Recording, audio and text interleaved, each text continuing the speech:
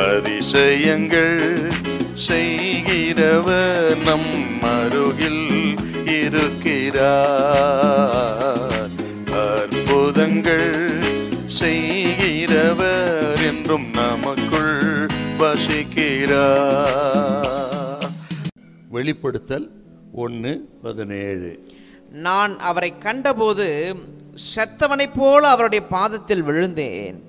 அப்பொழுது அவர் தம்முடைய வலது கரத்தை என் மேல் வைத்து என்னை நோக்கி, பயப்படாதே, நான் முந்தினவரும் பிந்தினவரும் உயிர் உள்ளவருமாயிருக்கிறேன். பயப்படாதே, நான் முந்தினவரும் பிந்தினவருமாயிருக்கிறேன்.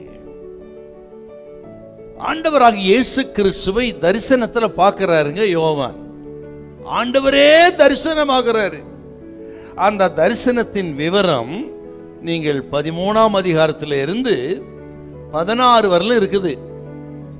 அதுல அவருடைய கண்கள் எப்படி இருக்கிறது, அவருடைய வஸ்திரம் எப்படி இருக்கிறது, தலைமயிர் எப்படி இருக்கிறது, அவருடைய பாதங்கள் எப்படி இருக்கிறது என்று ஆண்டவர் தரிசனமான விவரத்தங்க எழுதுகிறார். அப்படி ஆண்டவர் யோவானுக்கு தரிசனமானார்.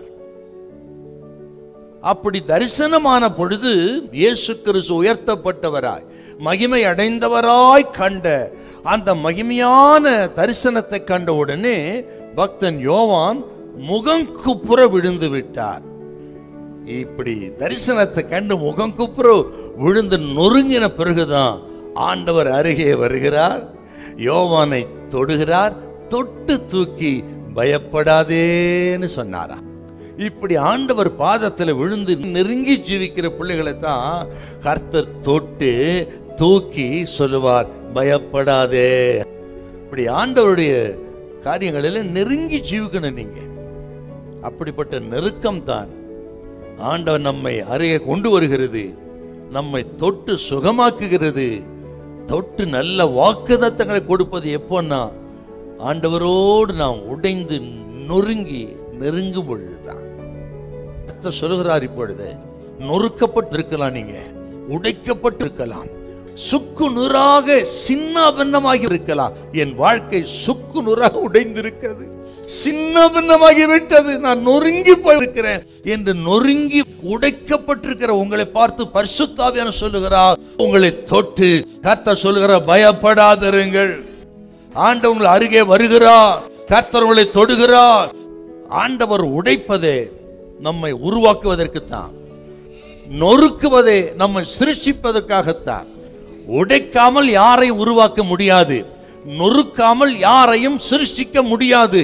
ஆகவே நொறுக்கப்பட்டிருக்கீங்களா, உடைக்கப்பட்டிருக்கீங்களா, இது வீணாய் அல்ல.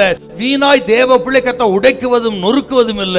உடைப்பதற்கு நோக்கம் இருக்கிறது, நொறுக்கப்படுவதற்கு நோக்கம் இருக்கிறது. கர்த்தர் உன்னை உருவாக்கி கொண்டிருக்கிறார், கர்த்தர் உன்னை சிருஷ்டித்துக் கொண்டிருக்கிறார்.